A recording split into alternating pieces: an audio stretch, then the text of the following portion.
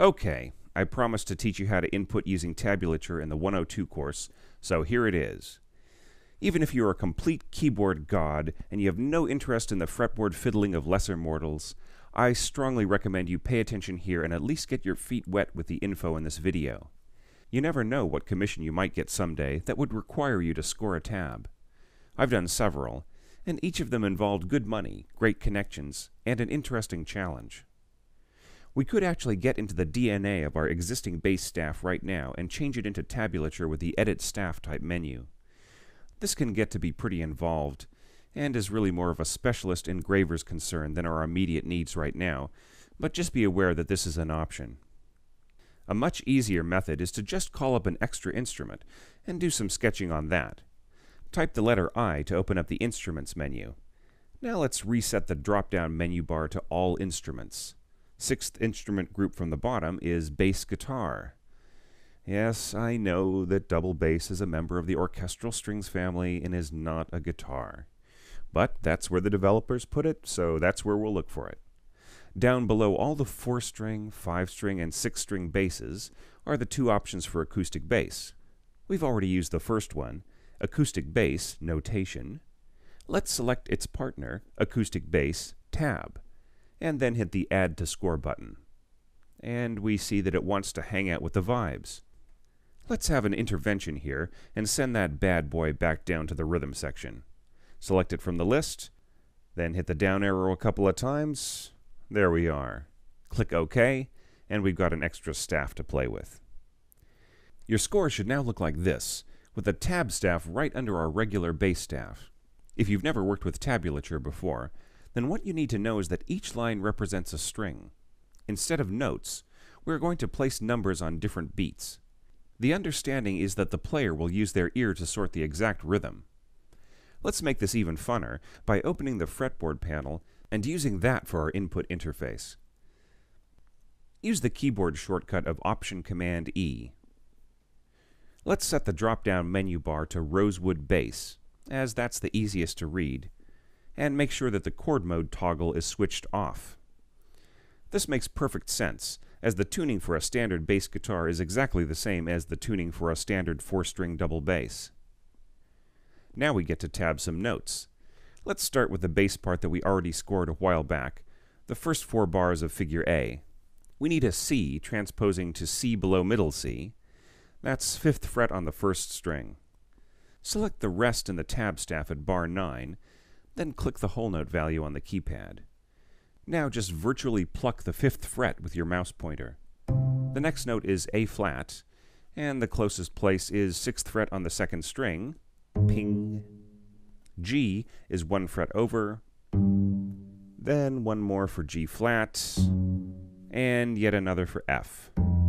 Let's drop down to another string for F flat on the 7th fret, then E flat on the 6th fret.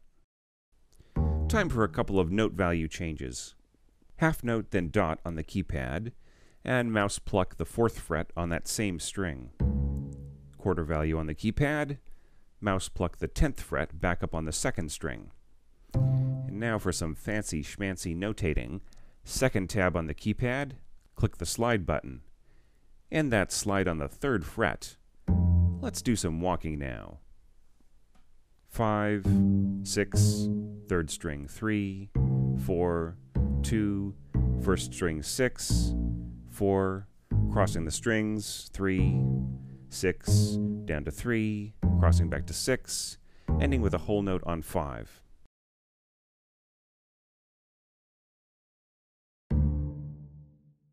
Notice how our score added a bar every time the blue input caret got to the end of a measure? We'll take some time in an upcoming video to add the rest of the bars. For now, let's do a quick audio proof of our bass line. Here's a quick tip if you want to hear a single instrument during playback, and mute the other instruments. Just select the staff of the instrument you want to hear from the bar you want to start, hit Y, then spacebar. You'll get a solo. Not that I'm trying to encourage bass players to solo or anything, but let's try that out now. Select bar 9 of the new bass tab part, Y, then spacebar.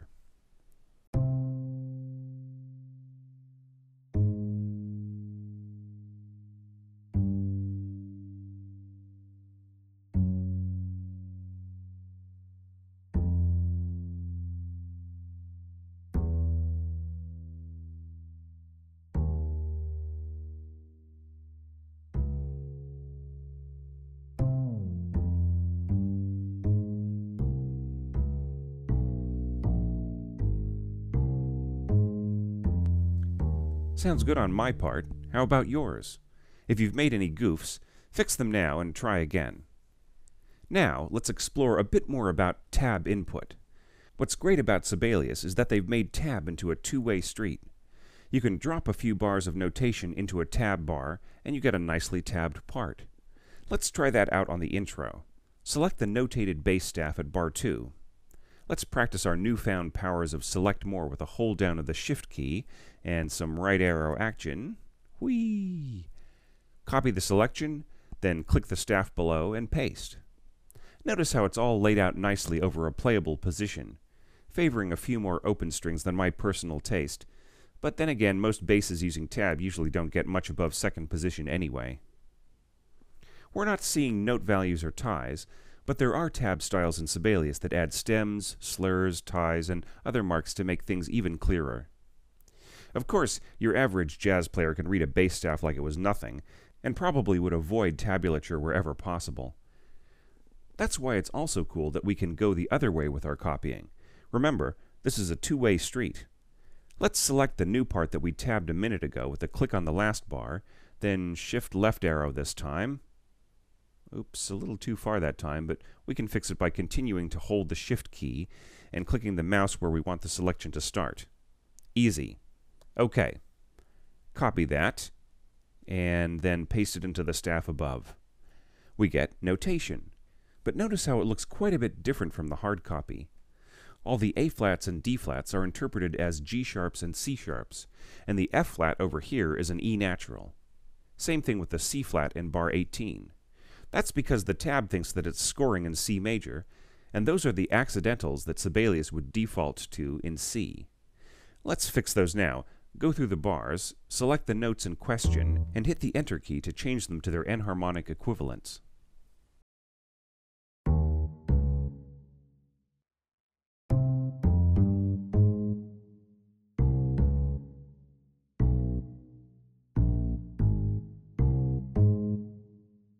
We'll stick with the bass part in standard notation for the rest of the project, but remember what we covered in this video for future projects.